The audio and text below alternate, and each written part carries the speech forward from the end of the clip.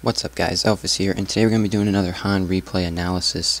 This one is going to be of TattyJangles and his team, which is We Like to Right Click, the tag IAPM, good tag for that good name. And we're going to be going up against Gmob, which stands for Glacier Mafia. I don't particularly like that name, but names aren't really relevant. So we're going to jump into the picking phase here. Looking at the statistics, spoiler alert, the Legion team here wins. You can kind of tell that from the statistics as well as the fact that I can, see who wins at the end of it too. But so we're going to kind of, oops, I meant to just, sorry, we're going to go back. I meant to not do that. I wanted to speed up the process. So we're going to see Jerzai and Pebbles banned from the Legion team, both good bans. Keeper of the Forest and Ophelia banned for the Hellbourne team, both really good bans as well, really strong junglers. What I will say, this is a HonTour game, by the way, so it's a lockpick mode, in case you guys can't tell that by looking. Then let's see, lock-wise, I'll slow it down here for a sec. Lock, we're going to get Fade and Pharaoh locked for the Legion team so far, and Bubbles and Plague Rider locked for the Hellbourne team so far. Those are actually all four of them really strong locks. The only one that's a little bit questionable, I think, is Fade. You don't see her played too much, only because I think it's mostly because of the meta. There's nothing wrong with her, I don't think. She has played a fair amount, but just not as much as, Pharaoh or Bubbles or Plague Rider, I think. And then we have Gravekeeper for the Legion team. Legion team locked it. And we're going to get the final lock here in a second for the Hellbourne team. And then we're going to move on to the banning phase. The not blind ban, it's just a banning phase. So we're going to go ahead and fast forward a little bit here. Hopefully this guy will hurry up and lock so we can go. Okay, and Magnus. Good luck as well. I like Magnus. Let's see who we're going to get for bans. I'm actually going to... Okay, so we got Silhouette. Quick ban there. Good ban. Silhouette's a really strong hard carry. So, people tend to ban hard carries, or they tend to ban... It's hard to say. They tend to ban either heroes they don't like playing against, or they know will beat their strategy, or heroes that are just really strong at their specific role. So Parasite is a really strong jungler and ganker. Tempest as well, same thing, really strong jungler and ganker, as well as the fact that Tempest has the ability to essentially win games with one lucky, not necessarily lucky, but one ultimate can turn the game 100-fold and instantly win you the game if you get a good 5-man ultimate. It's pretty rare to have that happen, but it does happen. So those three make sense. Monarch, a little bit odd. Usually you don't see that hero banned. I mean, if you're going to ban support heroes, I think there are better ones. Demented Shaman, Andromeda, Myrmidon, etc. Nothing wrong with that hero, I just don't think it's the best. Same thing with Engineer. Engineer's really good, but I just think there are better heroes. Draconis makes total sense to ban it. So we have a first pick Nymphora, which is fine. There's nothing wrong with first picking Nymphora. It's a really strong hero, but you need, if you're going to pick Nymphora, and if you watch like HonCast and other people who do this, who do commentary and stuff, they'll say it a lot, that Nymphora, if you're going to pick that hero, you need A, the right combination really, and B, you need to be really aggressive with it. So I'm going to be actually paying attention to that a lot, whether or not they're using the ultimate correctly. So we have two supports picked. Usually you don't want to pick your two supports. Usually you'll want one, and then the other one can kind of stay to the end, but that's fine. Especially since there's only like one or two supports in the lock pick. So right after that we have an instant Sandwraith pick. Same thing with Sandwraith. It's kind of like the meta. You don't really see Sandwraith picked up too often. I think he's a fine hero, but just, the meta game, you don't really see it happen. Moon Queen, Glacius, and Voodoo Jester so far totally fine for the Hellbourne team. All three of them really strong heroes. They have their two supports set in stone. They have their hard carry. You guys, same thing, two supports and a hard carry. Now we have Fade, and then they take Bubbles, Magnus, and then you guys take Pharaoh. Okay, so team composition-wise, you both have really good team composition. Actually, there's almost pretty much zero flaw with your team composition. The only thing with the Hellbournes is maybe Magnus wasn't the best pick. I would have picked maybe somebody who could solo a little bit better than Magnus, like potentially Pharaoh. Had they taken the Pharaoh, I think it would have been a little better for them, but I'm not upset by their team composition. They just, as long as they play it right, we'll see how their lane's set up, but I think it'll be fine for them. And then you guys, you have, perfect, pretty much flawless team composition. It's totally fine, actually. We'll see how you use the Nymphora ult, but other than that, it's going to be fine. I imagine what we're going to see for lanes from the Legion here is either Pharaoh and Fade, solo mid, and then we're going to see... I guess it depends. When you have... This is a 5v5 pre-made, by the way, because it's a HonTour, so these teams are pre-made, so they, in theory, are coordinating this a little better than a normal matchmaking game would be. But I guess we'll see. Oh, why is pauses not auto-skipped? One sec. CG_auto-skip pause. True. So let's see if that worked. That should have worked. Next pause, it should skip it. Not sure what's with this extraordinarily long pause. Okay, here we go. So now we're going to see, I imagine it's going to be either Fade or Pharaoh solo mid, and then you could potentially do a tri-lane and then have the other one, probably Pharaoh suicide or solo, but it doesn't look like that's what's going to happen. It looks like we're going to get Pharaoh solo mid, which makes sense.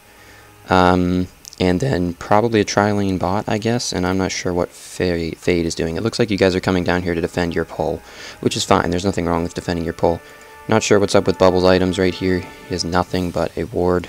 I saw somebody do this earlier. It didn't really make any sense.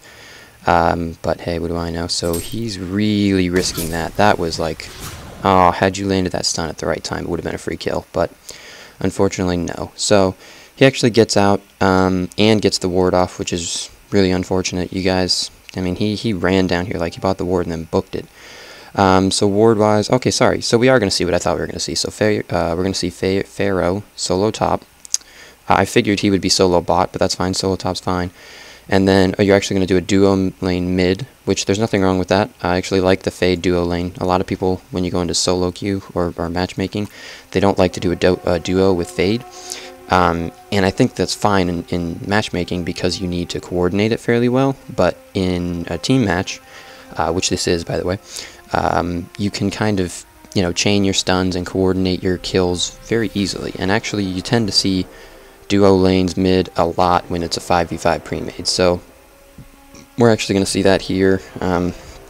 That's just, the way the metagame works recently.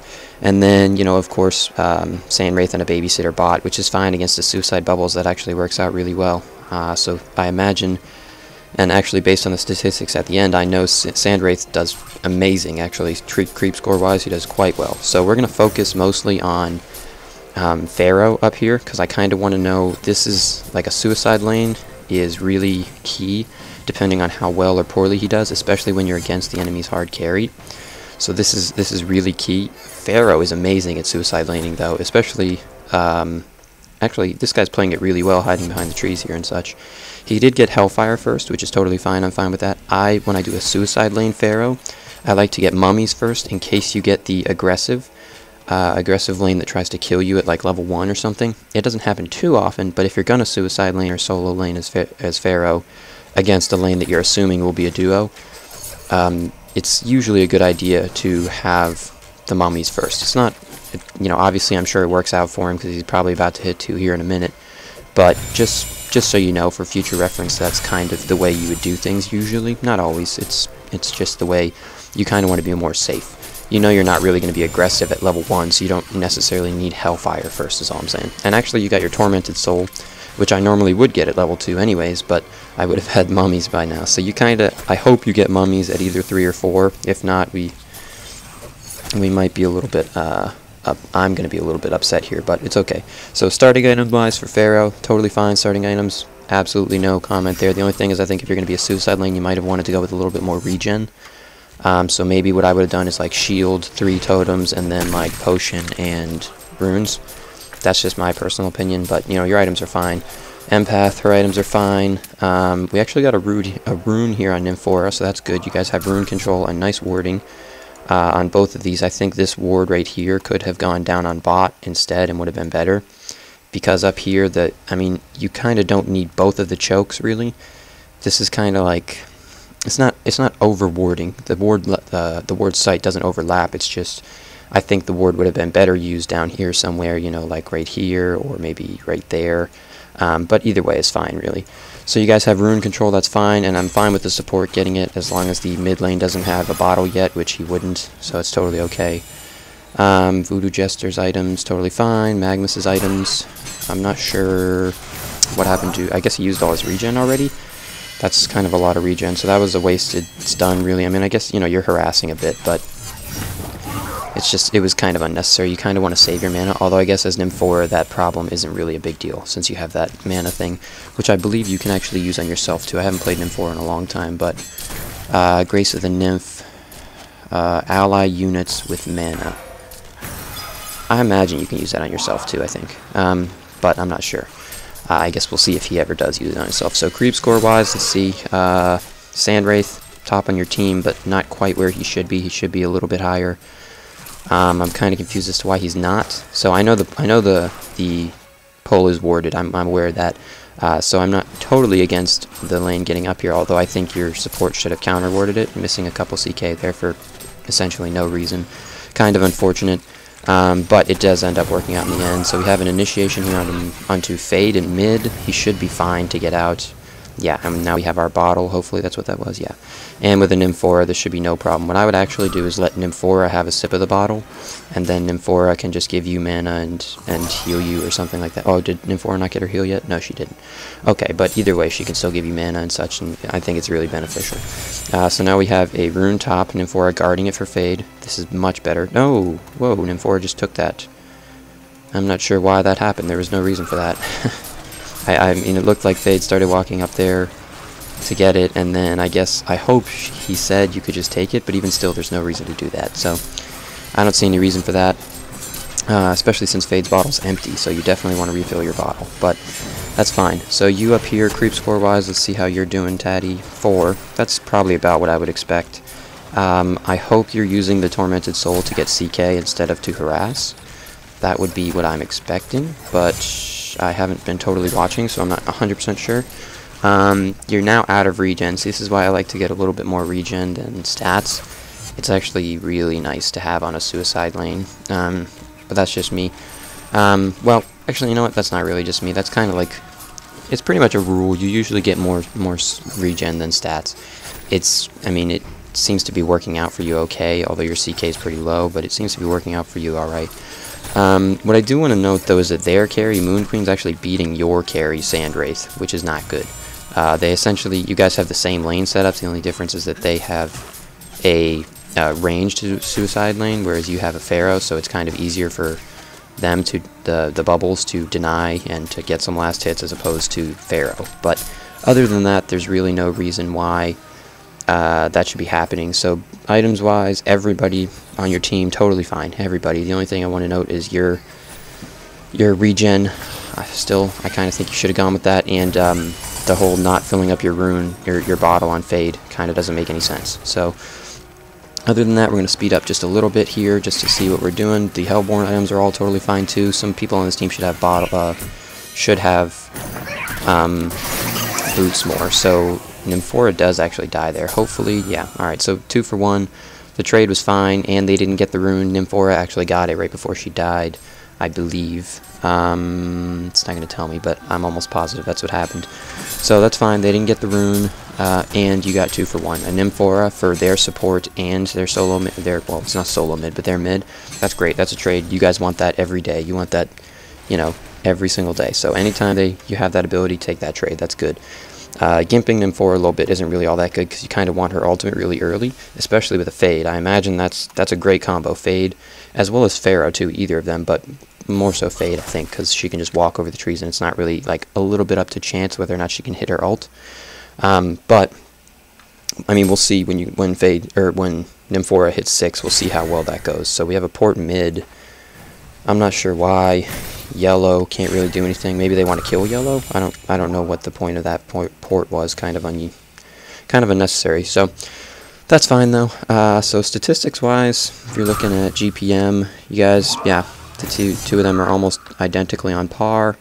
Yeah, just about. Because actually, Sandwraith got a kill. If he didn't have that kill, he'd be a little bit behind. He'd probably be at like 290 or something, 295, 285, whatever. He'd be close. Just not quite. So I'm imagining that you guys have some kind of idea that this is here. I mean, you know that Bubbles is missing, but you don't actually have any wards. Oh, you do have a ward here. Maybe he walked by that one. I would imagine that's what happened. So you guys were clearly backing off. You knew that something was up, so that's a good job on you guys. Very good map awareness. This is, yep, here comes you to back off too. Good thing. You guys have really good map awareness, so that's very good job, actually. So, item-wise, you picked up boots and TP. The TP, great job on the TP. I think what you should have done instead of boots, so this is where I'm a little confused. You saw bubbles coming up here. Until you see bubbles again on the map somewhere, you shouldn't have been up here. So this is kind of a mistake, and you might actually pay for it.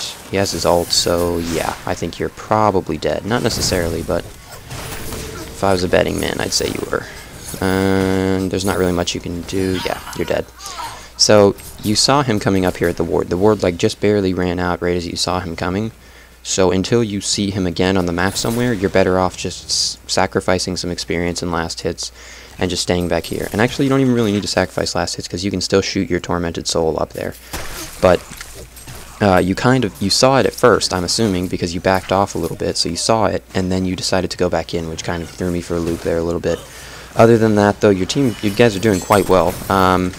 Fade, she's 6 now. Unfortunately, Nymphora isn't 6. Once Nymphora hits 6 is when the real show starts, because that's when Nymphora and Fade can port to wherever the hell they want and then kill people. That's the joy. But I guess we'll see. So you're back up here. You're going to get a kill, hopefully. That would be good. No. I don't think so. Oh, you're faster than her just a little bit. Tormented Soul in 3. No, you're dead now, actually. That's unfortunate. Okay, so let's see where you made the mistake right here. So actually this, I would say, probably not the best initiation. I mean, you have a really good chance at killing him, I'll give you that one, but Moon Queen is still missing, and you knew that 3 of them were up here to just kill you a minute ago. So what I would have done, right here, the initiation was okay, it wasn't that bad. That was a decent initiation, but then where you made the mistake was you kept chasing after you, right here, when he got out of range, that's where you should have let him go. You got a little bit greedy here and kept chasing. You knew he had boots if you looked at him, and you didn't, your stuff was all on cooldown, so you should have realized that you weren't going to get the kill and you should have backed off. So that's 2 mistakes so far for you on top lane there, Tatty. Not doing so hot up there. But GPM-wise, your carry keeping up. Okay, carries creep score totally fine on both teams. Both of your carries 50 at about the 10-minute mark. That's perfect, you know. Nice. And my auto skip pause isn't working. All right, whatever. Well, we're gonna go ahead. I'll just put it at normal, and then we'll just skip ahead a little bit. Oops. Gonna come back. I'm not sure why my auto skip pause isn't working anymore, but I had it on. I never turned it off. But enough about that. So item-wise, like Sand Race items, perfect. He's building fine. Same thing for Fade. I imagine that she's going to get her boots next and then start killing people. But that's fine. Your items, same thing. Again, I love the power supply. Very good job getting a power supply. Suicide lanes should always get power supply. And let's see, their bubbles. Oh, no power supply yet, but hopefully he'll get one soon. It's like suicide lanes and supports. Because they're behind, they should have a power supply, really. Oh, are we not going to get this? Oh, I don't think we're going to get this. Nope, we're not going to get that. That's unfortunate. And now Fade's dead, actually, in the process, so that's really unfortunate. Yeah, so a little bit of some fairly significant mistakes here from you guys. That dive was kind of stupid, considering, I mean, once he Magmus, I don't know the name of that skill, Lava Surged from like here, about here, to like up here, that's when they should have given up. You shouldn't dive past that when you know all 5 of the enemy team is up, and they could potentially have TPs. And even if they couldn't, they could quickly buy one in port, so it's not a good choice to do that. Your ward's a little bit lacking. We have 1 ward here, but that's, you know, that's okay, I guess, early on. Usually you would want 1 ward there, and then 1 ward somewhere up here, somewhere to help defend your suicide lane. It's usually a good idea, so you should be getting, you know that there's 4 of them on bot, so you have 2 choices, and I think the choice is obvious since you're playing Pharaoh, so you have 2 choices. You should either push this lane, or teleport down there to help. Now since you're Pharaoh, the choice, oh, they're all backing off. I'm not sure why they're backing off. A little bit confusing. And, okay, I'm actually kind of confused how this happened. So Orange comes in here to initiate on somebody 2 levels higher than him as Fade. He should be aware that doesn't work. I hope, oh no, he did. And he missed his stun, and missed his call. So, yeah, there's no way he should have done that. Even had he hit everything, he wouldn't have been able to kill him in time, so I'm not sure why he did that. That was kind of a foolish mistake. So your mid kind of making mistakes left and right here. They're not huge mistakes, but they do add up over time, and his creep score is behind where it should be. Of course, he's ahead of Magnus, which is something to note. He's ahead of the enemy mid lane, which is really what matters. Now, that's not to say that just because they're both behind, that's good. Had he been where he should be, that would be much better, but like, for example, even Sandwraith actually dropped a little bit. He should be at, like, about 60 by now. But these two, both of the hard carries are doing quite well. They're both just about where they should be. And I imagine Moon Queen getting all the right items as well. I imagine Moon Queen will go for something next, like, he could go straight for Shrunken Head. He could go for, you know, here's the items he should get at some point. He should get Shrunken Head. Probably a Wing Bow would be nice. Maybe a Geometer's Bane or Frostwolf Skull, potentially, but not the Frostwolf Skull since he already decided to go for the Lifesteal route. So at some point he'll have to complete that into a Symbol of Rage. And actually he's not even using the Whispering Helm to stack his Ancients, so he's kind of making some fairly big mistakes right there. But back to the Legion team, item-wise, everybody, you guys are really good at getting your items. This makes no sense. So Fade should not have a Grave Locket. And I'm not saying that because that's a bad item on the hero. I'm saying that because she got the Grave Locket, I'm assuming because she's behind a little bit. So she shouldn't be behind. That's kind of... I imagine she just did that because her ult was about to wear off. I hope so. Let's see if we go... oops, back one more second. I actually can't see how close it is to wearing off. But either way, I hope she didn't just do that for the fun. So if she did that because her ult's about to wear off, that's fine. But, you know, if she just did it for fun, then that's kind of stupid. So another failed gank. That was actually kind of just intuition by Bubbles. They didn't have any sight, so he kind of just assumed, or kind of, he used his map awareness to see that a lot of you were missing, and backed off, which was a good choice by him. Let's see. So, yeah, everything, actually, you guys are doing really good, with the exception of the few major mistakes your mid lane has made. And this should be a free kill. There's no reason not to. Yeah, this should be a free kill. Yeah, so Fade actually dies in the process. Oh god. Magnus ult, you're probably dead, I would imagine. Yeah, so there it goes. And a Vugister ult, so 2 for 2. Actually, you guys did get Glacius in the process there. I didn't even see that one, actually, but it did happen. And then, you know, Sandwraith using his little sand to walk over trees. So, gotta love that. He doesn't have a TP, though. Oh... yes, he did. Sorry, he just used it right as I looked. My mistake. So what I would have liked to see on Fade for her items usually is one of two things. There's kind of two routes you can go on Fade. Grave Locket isn't in either of them, really. It's not a terrible item on her. It's just that it's not the item. Okay, so this is a... okay, here we go. We got TPs. I was going to say a nice stun. She used it to stun both instead of just one. A lot of the time, amateurs will like stun one or the other and not, you know, get both. That was a very good job getting both stuns. So you did get a free kill on Moon Queen. Nice job, nice porting, good teamwork. This is, no, you're not going to get him. You guys checked the wrong spot. That's actually a good spot to check, but, you know, it's like a 50-50 either there or there usually. But, I mean, in this case, you checked wrong. It's just up to luck in that case. Your GPM is kind of really low, which isn't bad. You were suicide lane, so that's fine. But what makes a difference is that you're behind where their Bubbles is, and that's mostly because of your 3 deaths. So 2 of those deaths were unnecessary deaths. You would be at 1 death, which isn't bad. It's kind of a little bit, you know, as a suicide lane, that's decent. To have 1 death, it means you're doing okay, really. So oops, we're gonna go ahead and jump back, and let's see. Other than that, your items are fine. I hope what we're gonna see is either completed boots here within the next, probably, I know it's not going to happen in the next 3 minutes, but that's usually what you want. As a suicide lane, you need to either have, like your first big item by like 20. If you're not having it by 20, you're pretty far behind, really. I mean, a good suicide lane can have it, you know, earlier. Bubbles had his boots at like 10 or something like that. But, you know, I wouldn't have actually gotten my boots first on Bubbles. I would have gotten the red boots, but then, like you did, but then go for, you know, a power supply and some other supporty items. Other than that, though, pretty much everybody in the game's building flawlessly. Your creep score, nice. Sandwraith has actually surpassed Moon Queen, which is good. He was behind him for like the first 12, 14 minutes or something. I mean, he's only one ahead. Oh, he's back behind. But I mean, the fact of the matter. So this is kind of a poor initiation again. I mean, it's the same concept, man. You know there's 5 of them up. You know they have TPs or have the potential to have TPs. And on top of that, it's a Moon Queen where you're fighting with no creep score, or with no creeps around. Sorry. So this actually has worked out for you guys a little bit.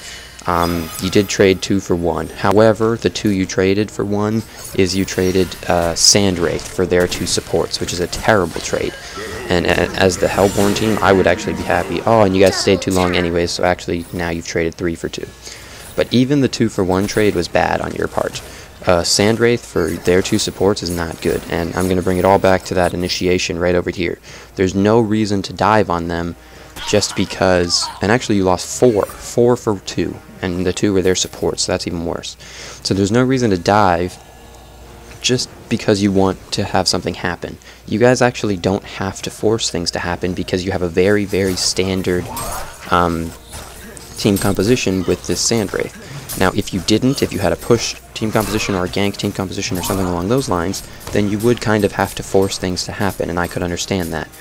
But you don't. You just have a, and I'm not sure what Magnus is doing. Okay, I was going to say you guys should have seen him walk in here because he's on your tower, but nice job denying this.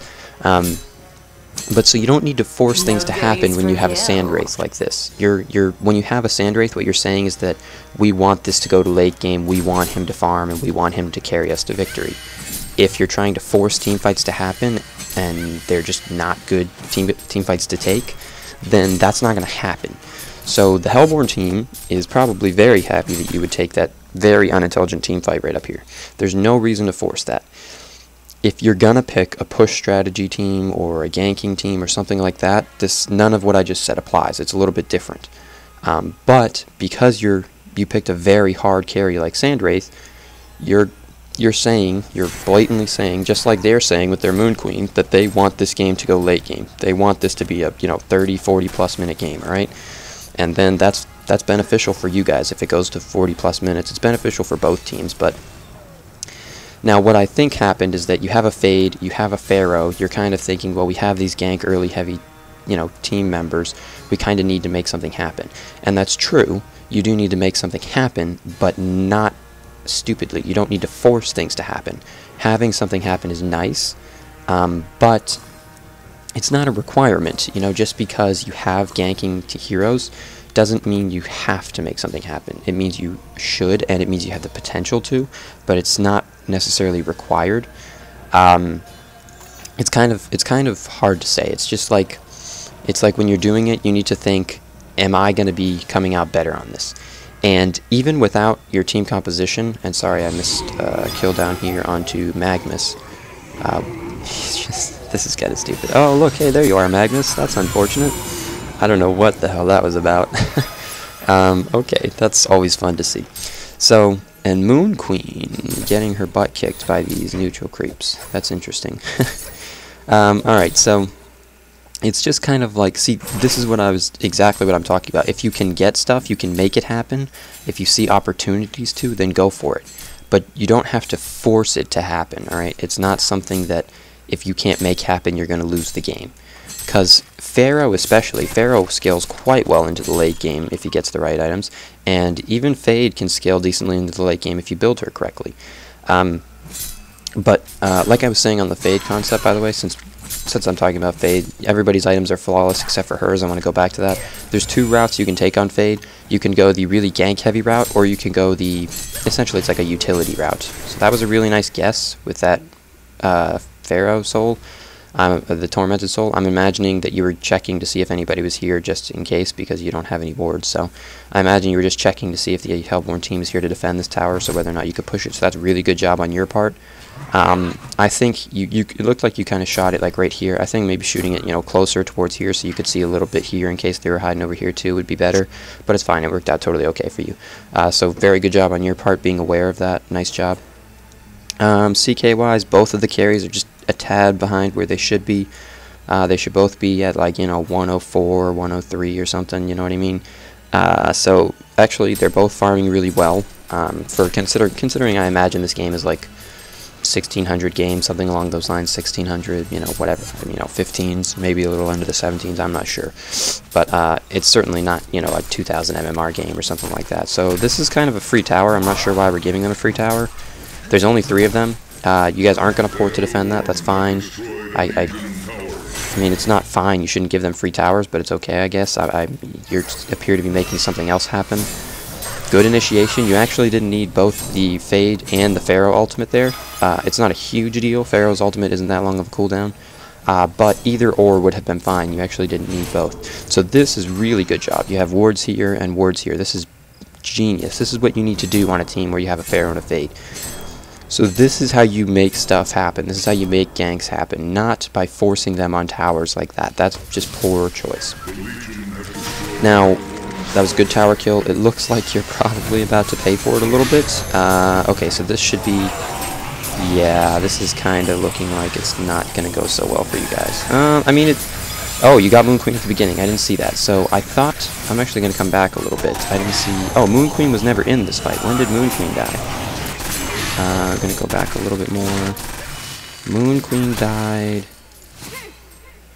I'm not even sure. Oh, was Moon Queen the one we got here? I thought this was Glacius. My mistake. Okay, so that's perfect. You got Moon Queen. So yeah, then this fight is awesome that you took. So this is a great fight. You took out their carry. They kind of don't have that much early game without Moon Queen's ultimate. They have a Magnus ultimate and a Voodoo Jester ultimate. But other than that, and I guess a Glacius ultimate, but that one's easily cancelable. You know, Voodoo Jesters is as well. Actually, all 3 of them are, but Voodoo Jesters, he can kind of do it from a distance, whereas Glacius has to get right in your face. So they kind of got that Bubbles ult on you, which is a little bit unfortunate. But Sandwraith ported in right at the right time, so good job on Sandwraith's fault. On Sandwraith's part, I believe he was somewhere farming, yeah, farming top, and he ports in, so great job on Sandwraith, using the ult at the exact right time, and porting in. I imagine you're going to lose at least 1 or 2. No, actually, and I don't think that Cursed Ground is going to be enough. Oh, yeah, never mind, Nymphora's dead. So there it is. I was going to say that sounds about right, but that is amazing. That was a great trade, and the reason that trade happened is because you were able to take off Moon Queen. If Moon Queen had been in that fight, and they had gotten all 3 of their ults synergized there, or actually, well, it was kind of 4, but like they had Bubbles, Magnus, Glacius all ulting you, and then Voodoo Jester ulted afterwards. Had they gotten Moon Queen ult on top of that, if you had noticed, there were like at least 3 or 4 of you that were fairly low, or maybe 2 or 3 of you that were fairly low. I know Pharaoh being one of them, and Nymphora, who actually did die, and actually Sandwraith was fairly low as well because of that Cursed Ground. But had a Moon Queen ultimate been on top of that, it would have been much different.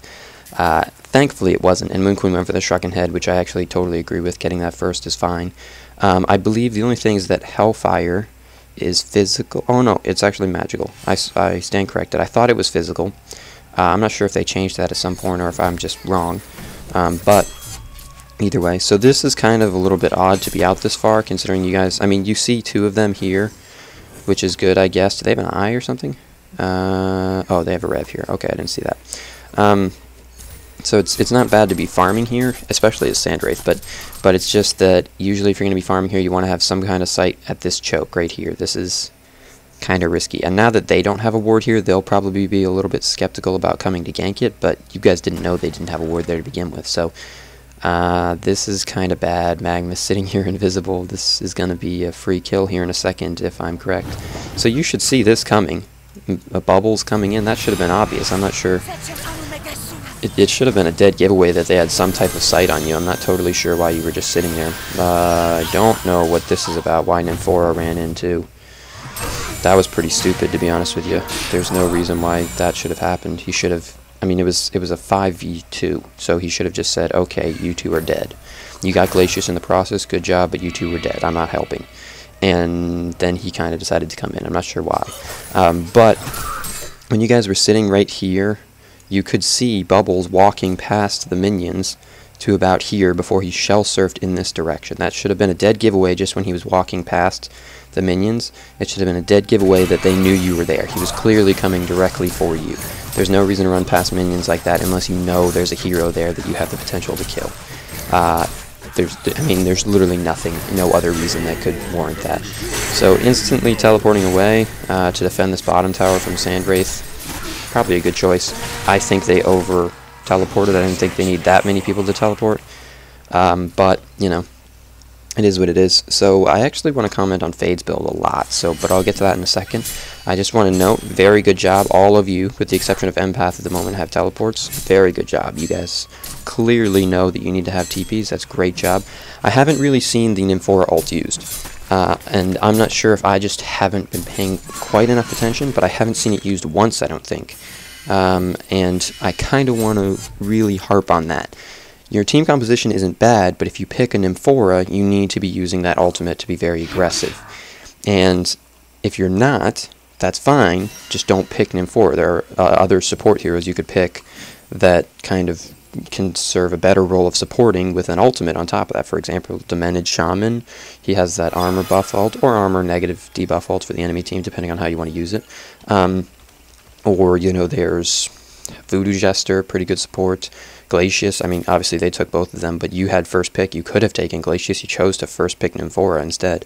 So if you're going to pick Nymphora, there's nothing wrong with that, and Nymphora Fade combination is actually great, but you need to use it. You need to use the ultimate. You haven't used it once, I don't think. And that's kind of a little bit risky. I know they countered this ward right here, but there should be wards here, here, and probably one down in this general area. I would like one about right here so you could see if maybe they're attempting, you know, you can kind of see some into the Ancient's Pit, which would let you see that, and it's a little bit into the Kongor, you know, area too, so you could kind of see that as well. And then you can use your map awareness and just, you know, intelligence to teleport to kill people when you see them with your wards. And that's really how that works. This, again, you're kind of like forcing initiations. I mean, this is good, actually. You got Magmas, free pickoff, and the only thing is just that your team's a little bit kind of scattered, not really target firing, which is a little bit unfortunate. I mean, it's not terrible. You traded carry for carry, and then, you know, Pharaoh for Magnus, which is fine. That's not the best trade, but, you know, it's certainly not a bad trade. And then we did get Bubbles down here, I believe. Oh, no, Bubbles actually got somebody. Bubbles got Nymphora. Sorry, and then Bubbles teleported out. This should not have happened. You shouldn't have kept chasing him when you knew you were by yourself. Very kind of poor intelligence. And it looks like you're probably going to pay for it. Yeah, you're dead. Okay, so, see, you kind of forced an initiation again. And I'm going to come back to the same thing, actually. Before that fight, if we just go back just a little bit to before the initiation, and then I'll skip ahead again. Nope, I'm going to go back two more times. Couple more. So right here, if you look, you guys are ahead on experience. You're down by 1 kill. Your gold is slightly behind. But what really matters is the Sandwraith versus Moon Queen. Sandwraith is behind Moon Queen, and he has a Mach, which is phenomenal. A 25-minute Mach is great. That's not, you know, amazing, but it's fine. You're doing good. And see, this is what I mean, though, is that he can't even beat, even with an empath inside him, he can't beat Moon Queen yet. So really what you need is not to team fight, you need to kind of catch up. You guys are already kind of behind, and there goes Bubbles doing his thing, and Bubbles actually already has a portal key, which is a great item on Bubbles, and this right here, you can continue to chase this, and very poor choice by your part. Yeah, you're going to pay for that. But it's just, it doesn't make any sense to kind of force team fights when you're behind, and obviously you guys wouldn't know that he's behind on GPM, but you can see item-wise, if you look at the items, he has a Firebrand, Shrunken Head, and I'm not sure why that's flickering, but Firebrand, Shrunken Head, I apologize for the flickering, Firebrand, Shrunken Head, and Whispering Helm, versus, you know, the Sandwraith, who has a Helm, Boots, and a Mock of Brilliance. Now, gold-wise, if you actually added that up, he's actually ahead. You can, I mean, I know that based on the fact that he has higher GPM, but also based on the fact that, you know, you can do a quick little numbers in your head, and he's ahead just by a bit. I think it's about 1,000 gold, I would guess, 1,000, 1,500, something like that, maybe a little less than that. But so what really matters isn't so much the creep score, because he being Sandwraith is actually ahead where he should be on creep score. He's doing good. He's got 154 at 28 minutes. That's good. And but the big deal here is that Moon Queen is also 6, 3, and 7, whereas Sandwraith is 3, 2, and 4. So it's kind of a big deal. All those extra kills for only one more death is kind of a big deal. and you guys are just kind of forcing initiation. See, this is great. This is what you want. You want, when you see possibilities, make it happen. I'm not saying to avoid initiations. I'm saying that you don't need to force an initiation. So this is great, actually. I wish Fade had been here sooner. He was a little bit slow on that. And I'll comment on Fade's build in a second. This is where you should back out. When Sandwraith is low and Moon Queen is full health, run. Just run away, which you're doing. Perfect, God. But I hope he doesn't go back in. Please don't go back in, Fade.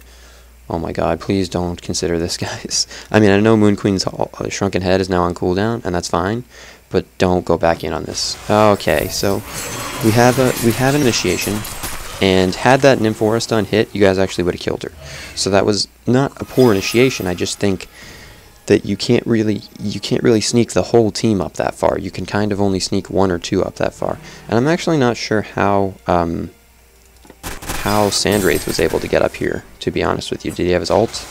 He ulted. Okay, so Sandwraith's ult's kind of a long cooldown to do that. Had you gotten Moon Queen, it would have been well worth it. Don't get me wrong, that would have been a fine trade. A Sandwraith ult for their hard carry, especially 30 minutes into the game. That's a good trade, but you kind of, you didn't know where the other two were. The fact that Bubbles and, who's this?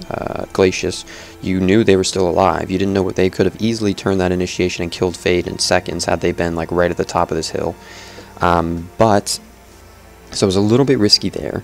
And the other thing is that you kind of went too far without the backup. You only had one stun with Fade. And I mean, Sandwraith has a slow, but it's not, you know, 30%, 20%. 20%. So 20% movement slow. It's not an enormous movement slow, especially since Moon Queen, for those of you who don't know, has a very high move speed to begin with, and on top of the Firebrand too. So this is where you need to run. Good job, you both got away. Nice job. But so I just want to quickly go over Fade's items. Everybody else on the team, your items are totally fine. Pharaoh, you're kind of very far behind at this point, which is a little bit depressing. Your items, kind of, you have nothing really. You don't have anything. You should have more than this. You should have a helm or something, you know what I mean? Barbed armor, whatever it is, you need to have something. And it comes down to your 7 deaths, which come down to, for the most part, you know, wrong initiations. There's probably been at least 3 or maybe 2 from wrong initiations, and the 2 in your lane that were just mistakes. They were just outright, you kind of weren't paying attention or something. I'm not sure about the deal with that, but so in general, that's a number of mistakes there that aren't necessary. Nice, triple stacked Ancients, good job. You guys helping Sandwraith do it. I really hope Fade and them aren't going to take his last hits. That would be great. Doesn't look like it. Cool, good job, nice job, team. Very good job stacking that. I mean, these other ones should be stacked too. Usually, I mean, you have 2 supports, so you guys can stack more than 1 camp, you know what I mean? But at least you're getting the Ancients, which are the really key parts. And wards-wise, you guys actually have decent warding throughout the map. Usually, 1 ward at 31 minutes is kind of a mistake. I'm not sure why. When you have the money to buy an Astrolabe and the money to, buy what I'm assuming is going to be a Shaman's Headdress, you have the money to buy more than 1 ward, okay? And wards are more important than having a support who can stay alive more than just enough to get out her deal, you know what I mean? So, same concept here again. You see the opportunity, you take it. That's a good job, okay? These are what you need to be doing, taking the opportunities you see. That's a great job. You guys kind of, you have the opportunity seizing part down. You just, when you don't see an opportunity, you seem to kind of make an opportunity, which isn't a good job. You don't need to do that. There's no reason to try and force something to happen. And had you guys not lost, it's been at least 2 team fights now, I know that. At least 2, maybe even more, maybe even 3 team fights that you've lost just because of trying to force, an opportunity to get kills. Had you not done that, you'd be ahead on gold right now. And if you look, you're down, 1,500 just about, but you're ahead 2,700 or 2,900 on experience. So up here, you got the tower. Good job. Now run away. There's no point in fighting this. We have a Pharaoh being ulted. You actually should have sat in that. There wasn't any reason not to. Now run. They don't have a tower to port to actually. So you know what? I would say initiate this. Yeah, and I'm glad you did actually. Now that I think about it. Right here, they don't have a tower, and all 5 of you are here now, with the exception of Sandwraith, who can pretty much be here. Oh no, actually, you know what? His ult's still on cooldown, so he can't be here.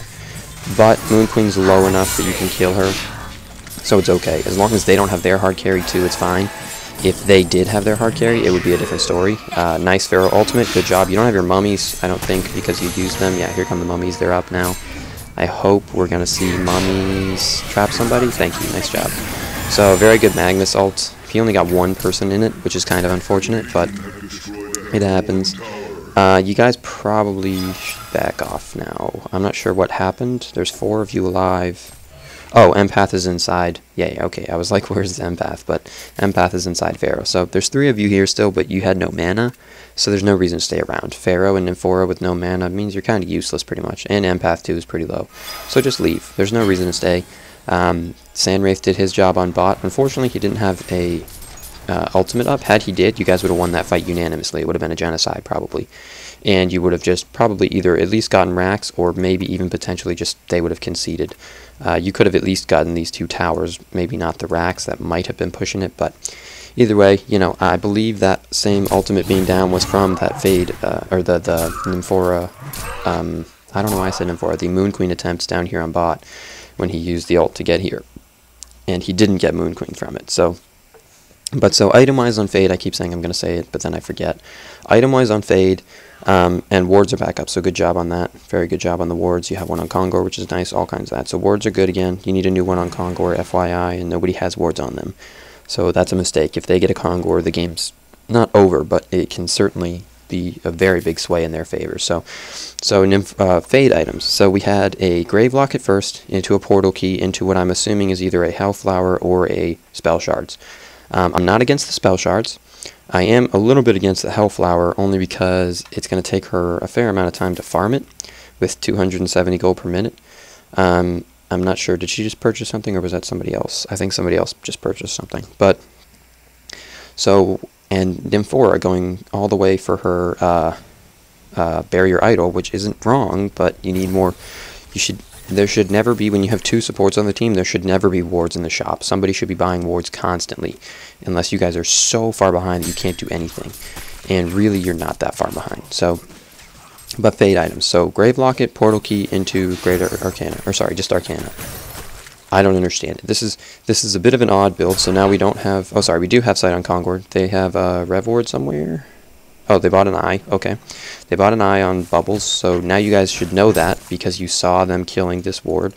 So you should know, and if we look back here, Bubbles, there, you should see the eye on him if you use the ward. So we see an eye on Bubbles now. That tells me 2 things. It means 1, Fade needs to be really careful, and it means 2, all of your wards from now on should be on a cliff. Okay, every one of them. There's no reason to put a ward on the ground until you take the eye from him. If you kill him and take the eye, feel free to put wards back on the ground if you want. But so, for example, this ward right here, don't ever do this again as long as they have an eye, okay? If they have an eye, this is a waste of money. You can put them on the cliffs up here, that's fine. You can put them on the cliffs over here. You can put them on the cliffs, the Kongor pit. You can put them up here. You can put them on cliffs, essentially, is all I'm trying to say. So, kind of odd initiation. You should have initiated on a Moon Queen, not Voodoo Jester. It's not wrong. It seems to be kind of an odd choice. Well, you know what? It kind of is wrong, to be honest with you. And even the Sandwraith, who didn't ult, which I'm a little bit kind of weirded out by. I don't know why he didn't ult during that fight. Did he get perma stun locked or something? Let's see. He is... yeah, kind of just stunned after stunned after stunned. So it comes back down to a little bit of initiation, and all the initiation troubles for this team kind of come back to Pharaoh, really. Pharaoh and a little bit of Fade. I just want to say, you kind of need to be a little bit more aware of what you're initiating into. If you see Moon Queen, which we'll go back here just one more time, sorry for going back so much, but we'll actually, I want to show you that pause. One more. Right here. So you see all 3 of them. Moon Queen, Glacius, Voodoo Jester. You jump, you were about here, I believe. If we go back one more. You were, okay, so you come up, yeah, you come up to about here or something, give or take. And then you initiate onto him. So you got the 2 stuns. First of all, those stuns weren't really changed. They were kind of just at the same time. And then on top of that, you initiated onto the wrong person. You want to initiate onto their carry, unless the carry has so much support stun-wise there that you can't do anything. And that wasn't really the case because Voodoo Jester was already stunned. And on top of that, you know, if you were to kill Moon Queen real quick, which you could, he's not all that tanky, you know, 1800, 1900 I guess. Without the Shrunken Head, he doesn't really have much. He can die pretty easily. But you didn't do that. So here's where we get a little bit trouble. They have the potential to push this. I don't think they're going to get the racks, especially since Moon Queen doesn't realize that you miss when you're below the freaking hill here. Yeah, you use your invulnerability. That should scare them off for probably... you know what? I guess they'll be back. They still got plenty of time. So another thing to note is that you can use Sandwraith's ultimate to initiate. It doesn't have to be Pharaoh who ults in to initiate. You can actually use Sandwraith's ultimate to initiate. And actually, by the way, that invulnerability should have been used now, not back then when nothing was really attacking it. So 4 out of 5 are up. I imagine they're not going to get this Rax. That would be a little bit sad if they got this Rax. Thankfully, they're not. So you can actually use Sandwraith's ultimate to initiate. There's nothing wrong with that. The only thing is you can actually use Sandwraith's ultimate to initiate and then have Pharaoh ult in. You can ult through your heroes. It's not like Devourer's Hook, where it hits the first thing. It hurts only enemies, really. Target a location to shoot a projectile in that direction. Upon impacting a non-neutral enemy, Pharaoh launches at it and applies a 0.5 second stun. A non-neutral enemy, meaning it won't work on allies. Now, obviously, you get the Staff of the Master. You know, it says you can use it to hit allies, blah, blah, blah. But that's actually, it gives you a separate skill that you can use to hit allies. But it doesn't matter because nobody should build Staff of the Master on Pharaoh. It's kind of stupid. So you don't actually need, you could have had, Sandwraith ultimate and then initiate, jump in on Moon Queen or something. The only thing is that you need to time it really well, because once she sees the Sandwraith ultimate, she's going to go and pop her shrunken head. And I don't believe yours is superior, is it? No, it's just magic damage, which means essentially you're not going to hurt her, okay? So that's magic damage, your Tormented Soul is magic damage, your Mummy Walls is actually true damage, but that's to people on the outside, not to her, and this is magic damage as well. So you literally can only auto attack her once she pops that shrunken. And the same applies to pretty much everybody in your team, with the but the big deal being that Sandwraith's auto attack kind of hit like a truck, since he's doing 190 damage. Plus he's got the whole that like reflex damage thing. I think it's called Deserted. So no Kongor sight. Here we go. We see something. Hopefully, I think we can kind of figure out what's going on here. I hope we're not going to initiate onto this when there's not the whole team here. So we saw the whole 5 of them there. That's kind of a key that they're probably doing Kongor. So that means you guys should probably run over. I mean, these are kind of things, they're kind of speculation. You kind of need to just kind of think them through and think, well, the odds are if all 5 of them were there at that exact time and ready to initiate, they were probably doing Kongor. It's not guaranteed, but it's, fairly decent odds in your favor if you were to do that. So, item-wise, Sandwraith actually saving up 2,000, Moon Queen 2,700. I'm not sure what they're going to get next. Sandwraith actually got a Frostwolf Skull. I'm fine with that. There's nothing wrong with that item. I think had he gotten something like a Nullfire Blade for the guaranteed slow, because the slow on Nullfire Blade is ridiculously big. If you look at it, it's probably incombative, right? Yeah. If you go back here, it applies a 80% movement speed slow over duration of effect. Duration of effect, does it say? No, it doesn't even say. It's kind of unfortunate. Alright, well, either way, an 80% movement speed slow is great. Unfortunately, the bad thing about it is that it won't go through a shrunken head. I'm not sure what this is about. They have a bound eye, so you're kind of way out of position. And same thing again, you placed like a ward here, a ward of Rev. That's fine, I guess, but I mean, it goes back to the same thing. You need to put all of your wards on cliffs. You really do. And I know you want to counter that, but I mean, if you're going to put wards of Rev down to counter ward, I'm not against that. I just think you need to, and this is really risky. You're walking around like right next to a lot of them. Okay, so we do have an info report, finally. I hope we're going to see some kind of kill here. No, not even close. We're not even close to. Alright, so this should be Moon Queen. Moon Queen. Whoa, what are we doing, team? So Nymphora is dead. Again, kind of a bit of poor initiation. I'm not sure why you guys keep attempting to force things to happen. See, this is where it gets bad. You guys keep trying to make team fights happen. And that's not necessary. You don't need to do that. And now, actually, Moon Queen getting more and more ahead. Yeah, so she's going for the wing bow now, which I kind of figured she would get at some point. And now, even Sandwraith, you could go for Behemoth's Heart, you could go for a number of things. You don't have sight on Kongor, but it looks like you guys know what's happening. Yeah, you throw down a Rev, should be an easy kill for them. Yeah, they're going to kill it instantly, but yeah, there we go, Tormented Soul, so now you know what's happening. this is where we see, you know, ultimates galore. Pharaoh ult onto Moon Queen. Yeah, there we go. Come on, stun, kill him. You know what I mean? That's it. You know, so that's the job. And Sandwraith focusing. Sandwraith should have empath in him. Yes, he does. Okay.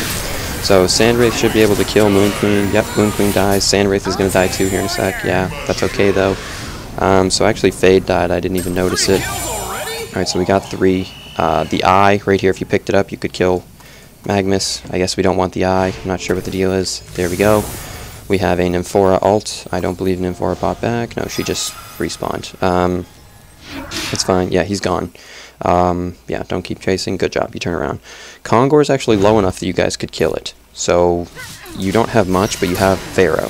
So you have Pharaoh with his Hellfire, which does hurt it. These guys are up still, but you guys have full health. You shouldn't be afraid to fight this. You didn't even use your Hellfire. You could kill that. They don't have their carry. They don't have a Magnus ult. They don't have. I mean, they have a Glacius ult still, but that's about it, really. Other than that, they don't have any damage or anything, so you shouldn't be too afraid to fight this with them. Feel free to kill them. You can ult Glacius right now, kill him. It's 3v3, I'm not sure. Nice. Glacius got stunned out of his ult instantly. I'm not sure why you guys are so scared to fight this. Yeah, they don't really have much. I don't get it. I'm not sure. You guys just don't want to fight, I guess. Okay, so now we want to fight. Very odd choice. Now we want to fight, I guess because Sandwraith's back up. But, I mean, you could have easily fought that. There was no reason not to. Glacius and Bubbles essentially can't do any damage. You know, especially to Pharaoh, they pretty much can't do anything. How much health do you have? Yeah, 1700. They basically can't do anything. If you had just ulted Glacius, you could have killed him fairly quick. Nice. Sandwraith, this is the turning point right here, I can tell you. Just based on statistics and how much time's left in the game, that was it right there. Now you have a token. That's going to be pretty much essentially you guys just won the game because of that. I think actually without that token, there was probably a fair chance you would have lost the game, simply because of you guys misplaying left and right and kind of just forcing initiations that don't need to happen. So now you know they don't have an eye anymore, or at least you haven't seen them buy a new one. So you should feel free, Fade should feel free to do this, I guess, scout a little bit. You should feel free to put wards wherever you want, essentially.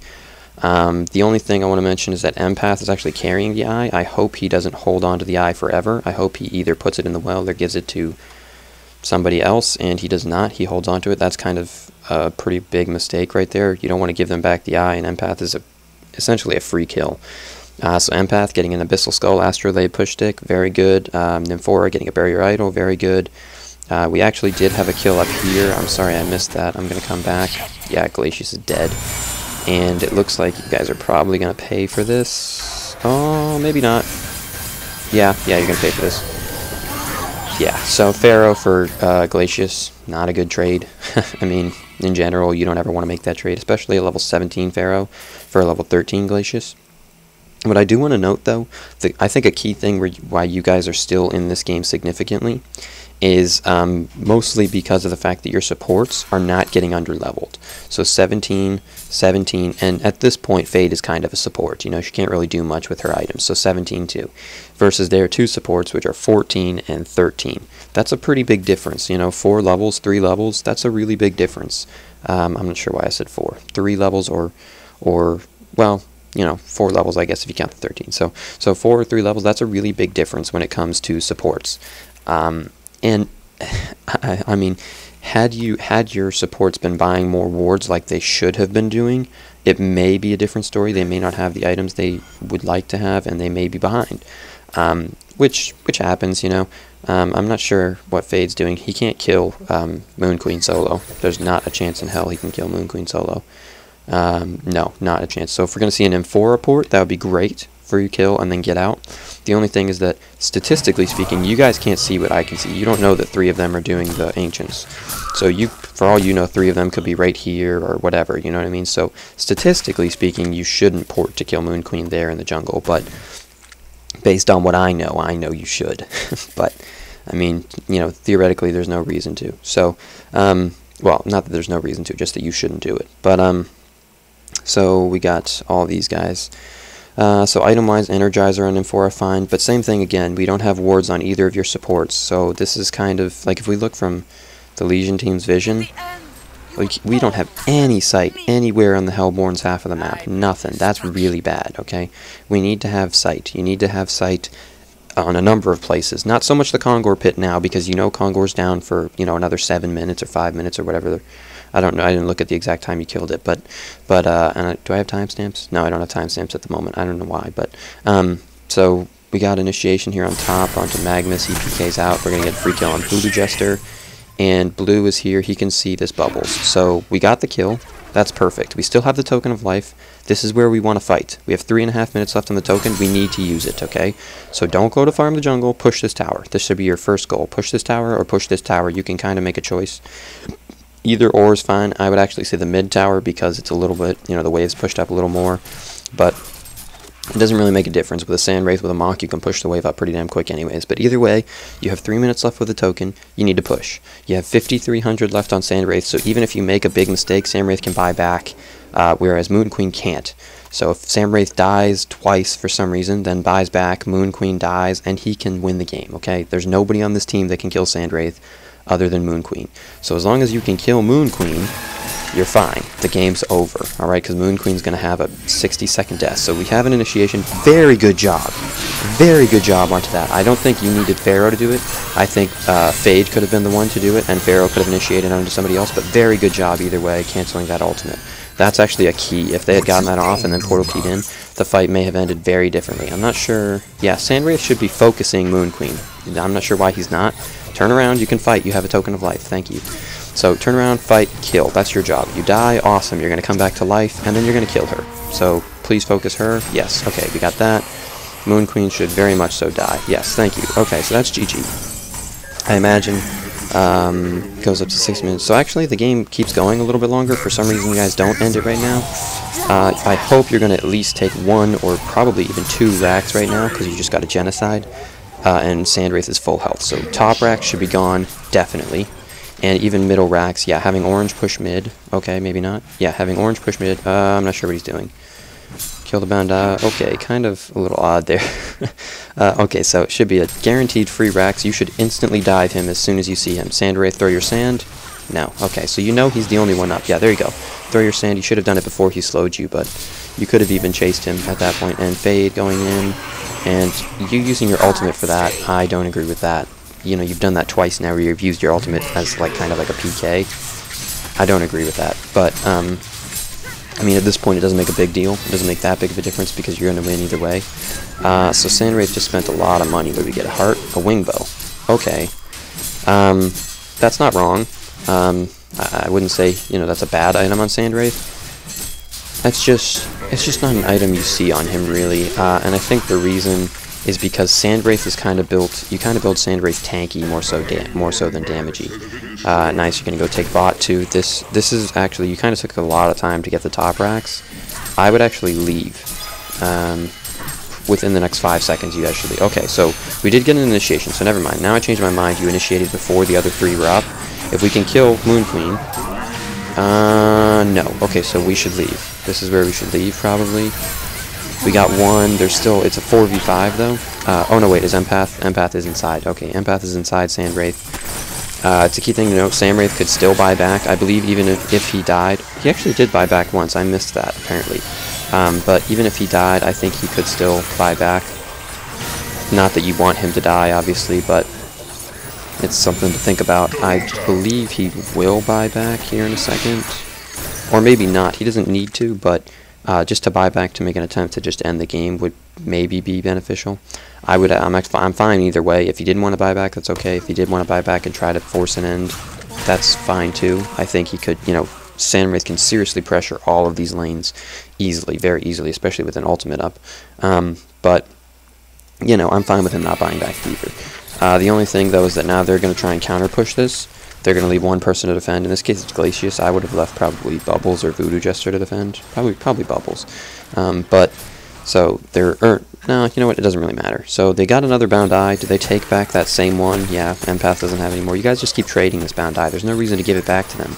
You guys don't really need to carry it with you, and if you do, give it to somebody more tanky, like Pharaoh or Sand Wraith. So... Yeah, they're going to get a racks here. Sand Wraith should have bought back, and no, he's going to give them the racks. Okay, so he buys back after the racks is gone, which makes no sense to me, Sand Wraith. If you're going to buy back before the racks dies. There's no reason to wait that long if you're going to buy back. And I understand at some point you're kind of like making the decision, well, do I need to buy back or not? And the answer was yes. As soon as you saw Moon Queen right here attacking your racks, the answer was yes. You still had, you know, 30-40 second death timer. You definitely needed to. So Moon Queen can buy back, but you should definitely still keep pushing. As soon as you see her buy back, just, you know, you can either back off or just, if you see an opening, kill her. Yeah, there she goes. She buys back, so you should just keep pushing. You actually ulted, I believe, to get up here. I'm not sure how you got up here so quickly. Oh, Nymphora TP probably. Yeah, Nymphora. So you're using it more as like a post-haste, but, I mean, it's not wrong. You're focusing kind of the wrong target here. Moon Queen should be your target every fight, because you're the only one who can really seriously take her. And yeah, she's dead. Alright, that's game over right there. So Moon Queen can't buy back. You're going to end it right here. If we don't see a concede in a second, yeah, everybody's calling out GG's now. So it's over. There were a number of mistakes. I'll summarize in just a second once the game's over. There we go. Okay, we're going to end it.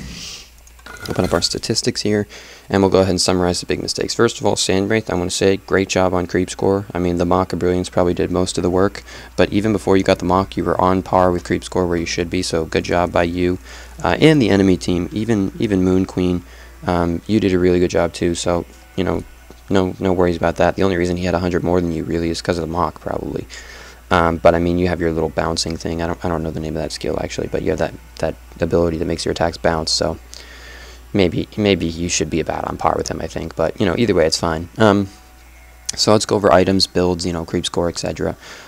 Score-wise as a team, TattyJangles, actually, Tatty, I think you did probably the worst. Not to say that you played poorly by any means. There were, well, you know what, actually, no offense, man, but you kind of did make a number of very just incorrect mistakes there. There were a number of times where you initiated when you shouldn't have, and, you know, that goes down to the whole team, because the team, you guys were clearly talking, and the team was down with you. They all wanted to go, I guess. So I'm not totally sure who the instigator was that decided that it was a good idea to initiate a couple of those team fights, but you were wrong, whoever you were. There's no reason to force team fights when you're banking on a hard carry late game. Now you have early game heroes like Fade and Pharaoh, which is fine. You can get kills. Just, you know, get your opportunities when they arise. You don't have to try and force them to come up. Other than that, those 2 kills at top that didn't really make any sense why you kind of, I mean, you initiated on that Glacius, which was fine, but then you kind of kept chasing him when you knew you weren't going to get him. He was out of your range, so that kind of made no sense to me. Other than that, and then for some reason you stayed when you saw bubbles coming, that kind of made no sense to me too. Other than that, though, you didn't really misplay in the lane. You were actually kind of playing fine. Like I said at the beginning, the mummy walls versus, you know, Hellfire thing, I'm a little bit, you know, on the fence for that, but it's not that big of a deal. And other than that, item-wise, the only thing that doesn't really make sense is why you went straight for Hellflower. I mean, I imagine you went straight for Hellflower to, A, stop the number of, you know, ults that are all channels for their team, or B, to make sure that Moon Queen can't get away through either a shrunken head or just walking away, really, you know, because it kind of does. It A, shows you a little trail, and I'm not sure, I think it actually gives you sight. Leaves a visible trail behind. No, I don't think it does give you sight. But so it does make them silenced, which is a fairly significant big deal, you know, especially when the enemy team has a shrunken head. That is a really key part. If she can't get off her shrunken head, Moon Queen dies pretty damn fast, considering your team is literally almost 100% magic damage, you know, with the exception of Samwraith's auto attacks. But, you know, even still, I would bet the bulk of Samwraith's damage came from that Mock of Brilliance. So GPM-wise, Samwraith did great. Even Moon Queen did pretty good, almost 400, considering they lost and how, you know, how bad they lost, like, kill-wise. They weren't super far behind, but just, you know, where they were, it's still kind of a big deal. So, item-wise, the Hellflower, I think, is kind of weird. I think had you gone, like, it looks like you're going Hellflower and then maybe either Barbed Armor, or, I think that's a part of Barbed Armor, or maybe a Soul's Bulwark or something, I guess. But, I mean, she got a Soul's Bulwark, which, I'll talk about the supports in a second, but really high APM, though. That's nice. I imagine a lot of that's just spam, but either way, nice job. You got really fast hands. So item-wise, It doesn't make sense to me. I think you would have been better off building enough so that you could actually initiate effectively. For example, a Shaman's Headdress would have been fine, a Helm of the Black Legion, a Behemoth's Heart. With the money you spend on the Hellflower, you could have gotten a Behemoth's Heart, or better off, instead of a Behemoth's Heart, considering how far you're behind from your early game mistakes, and just the fact that you were a Suicide Lane, I think had you gone for a Barbed Armor, it would have been really good. Barbed Armor and maybe, you know, I don't know, there's a number of ways you could have built it. I'm not against what you did, I just think it's not necessarily the best. Because the Hellflower, the silence is nice, but that's really all it applies for Pharaoh. The Hellflower, you know, the silence and the attack speed maybe. Because, I mean, the mana and stuff's nice too, but, I mean, it gives you damage and attack speed, sorry. So the damage is okay too, but the mana regeneration and intelligence has no effect for you, you know what I mean? It just... And I'm aware that it also makes them take more damage too, which is nice when you use it on somebody, which is really nice. I'm not saying that's bad. Just, again, I think you could have gotten better items, like, you know, had you gotten, you know, like Barbed Armor and then, like, Frostfield Plate for the slow and damage. That would have been really good, too, or, you know, a number of other things, you know what I mean? And both of those would have made you more tanky, too. But, you know, that's just, it is what it is. You were kind of behind on creep score a bit, but you're a Suicide Lane, so it's totally fine. I would have expected you to be behind creep score. If you were up at 400 like Sandwraith, I would have been astonished. So, don't worry about that. Nymphora, or sorry, not Nymphora, Empath, both of the supports did a very, very good job, actually, with the exception of their wards. They were lacking a little bit. They were going more for items than they should have been. They should have had more wards up. The fact that she carried the Bound Eye is a pretty big mistake. You should have just left it in the well, or given it to somebody who can actually hold it. Or, you know, a number of things. Those are just kind of big mistakes that shouldn't really happen, like especially the wards. You really, when you have the gold to buy all these items, you really need to be having like wards up constantly. Other than that though, and actually you could even counter ward too, but other than that though, it was fine. They did quite well in comparison to the enemy supports, so that's good. Sandwraith did a really good job. Sorry, I hit the mic there. Sandwraith did a really good job. The only criticism I have on Sandwraith really is maybe just his wing bow. I think had he gotten more tanky or something, that might have been a little better. Or even just getting a Savage Mace instead might have been a little better. Because you knew that Moon Queen got a wing bow, so a Savage Mace would negate her evasion there. I think that might have been good.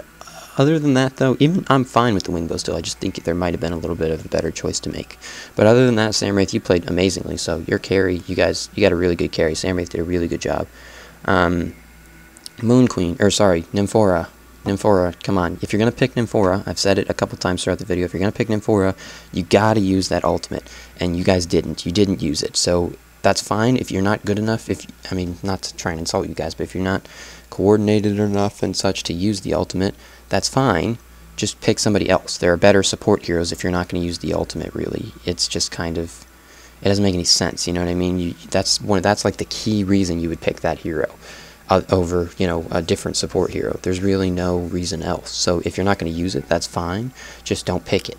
And other than that, it's fine. Her items, they were totally fine. They're supporty items. I'm not so sure about the Soul's Bulwark. I think the Storm Spirit would have been better, but other than that, it's fine. Even getting the Soul's Bulwark, I'm not upset about. It's okay. And actually, even instead of a wing bow, Sandwraith could have gone for a Demonic Breastplate too, would have been fine. But, you know, it's fine. It's not that big of a deal. And then Fade, I've talked about her build, so it actually was a Hellflower she went for. So if you have one Hellflower on the team, that makes even less sense why you would get a second one. You know, you definitely should have built more tanky, I think. But, hey, I don't think she should have gotten the Hellflower to begin with. I think she should have gone... You can either go utility as Fade, or, like, ganking, like a ganker, pretty much. And, you know, that the utility would imply you get items like Frostburn, or, you know, like, kind of, like... crowd-controlling items, you know, maybe like a sheep stick or something like that, or a Hellflower. Hellflower's fine. You know, things like that. Or you would go the ganking option, in which case you would build damage, like Codex, spell shards maybe, or, you know, things of that nature. She chose to kind of do like a weird build. She did like kind of...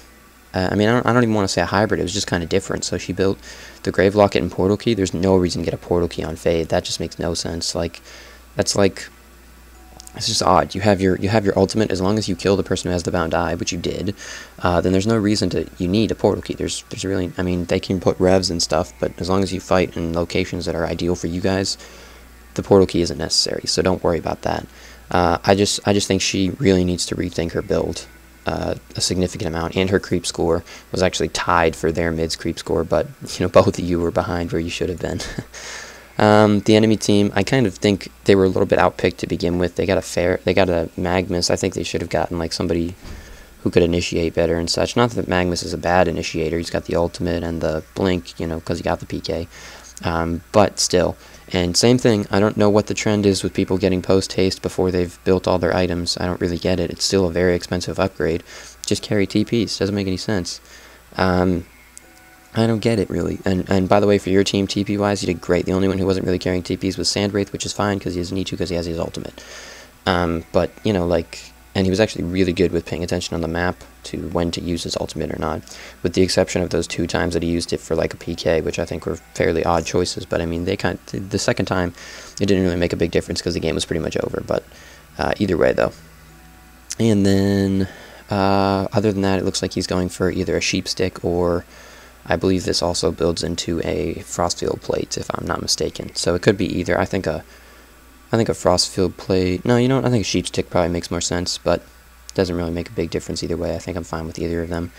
Glacius items, totally fine. Their CKs were about what I would expect them to be. Somewhere between 30 and 50 is usually what you finish off at as a support in like a long, hour-long game like this. Portal key, Storm Spirit, yeah, Bubbles items were fine. He did get the power supply at some point, totally fine. Moon Queen's creep score was actually, I think, it was behind where Sandwraith was. I think at a 52-minute game as a hard carry, especially as Moon Queen, who can farm fairly easily, maybe like 350 would have been fine. So I think she was a little bit behind where she should have been, but her creep score was still fine. It was still really good. Item-wise, totally fine. She wasn't using this to stack her Ancients, which that's kind of a big thing. I'm not sure why. I looked once or twice, really. That's about it. But both times I looked, she wasn't using that to stack her Ancients, which is kind of making no sense. And then Voodoo Jester with the Gnome's Wisdom, which I think he could have gotten much better items. I think another Storm Spirit, maybe a Tablet of Command, especially a Tablet of Command, actually. They didn't have one, which is kind of unfortunate, because you really want to get a Tablet of Command when the enemy team has a Pharaoh, so you can push people out of the walls, because that's really, other than somebody who has a blink, that's really the only way to get out of his walls, unless you're going to kill the walls real quick. But I think it takes like 3 or 4 attacks from a hellbourne from the enemy team to kill those walls. I'm not sure. I don't remember the exact number, but I know it's not like an instant thing, But so yeah, a push stick, or sorry, a Tablet of Command would have been really good. I don't know. There's a number of items, but either way, 3 Mystic Vestments. That's really good. Moon Queen didn't get them, but she did get a Shrunken Head, so that's fine. I think Magnus should have definitely gotten Mystic Vestments, or actually even a Shrunken Head on him would have been fine. Other than that, the items for this team, for the most part, are actually kind of fine, with the exception of the Gnome's Wisdom and the Post Haste, which kind of don't make any sense to me. I don't know why this trend is going around. I really don't get it, but everybody likes to do it now. I don't know. Maybe it's just me. Maybe I'm the weirdo. But other than that, the Legion team, apart from, I'm just going to give a quick recap.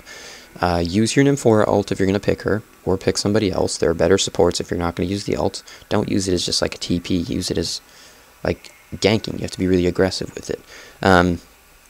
Other than that, initiation, really rethink all of those initiation points. You did a number that just kind of don't make sense. You didn't need to force initiation. It was like, whoa, what are you doing? Like, you have a Sandwraith, you're kind of banking on late game.